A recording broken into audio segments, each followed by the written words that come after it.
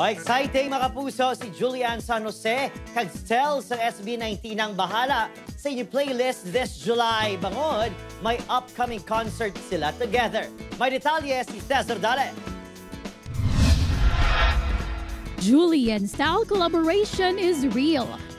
Bangod sa Asia's Limitless star, Julian San Jose and SB19 member Stel mag-collab na in one concert stage. Hindi na ang sabat sa request and clamor sang fans. After nga nung The Voice Generations, parang sabi nila sana magkaroon ng yun nga, concert, ganito, ganyan. And finally, now it's happening. And we're so very, very excited. Sobrang exciting for me kasi ako, to be honest, sanay lang ako mga concerts with SB19 talaga. Pero yung ganitong kalaking klaseng engagement with other artists na napakakilalang kilala rin and sobrang sikat. From then, nag-world tour ha?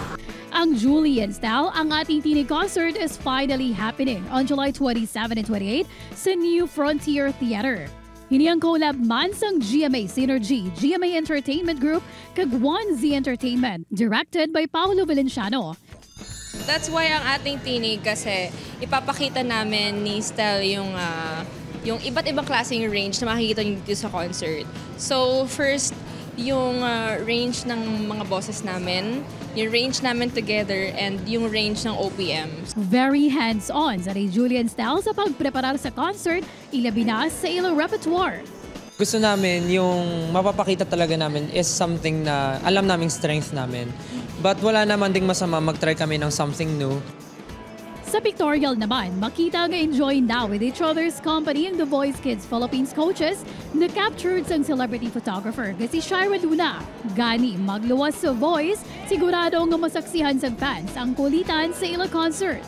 Kasi makulit din to si Julie. Ang kulit-kulit nga nito eh. Magiging makulit lang talaga ako pagka nandyan si Stel.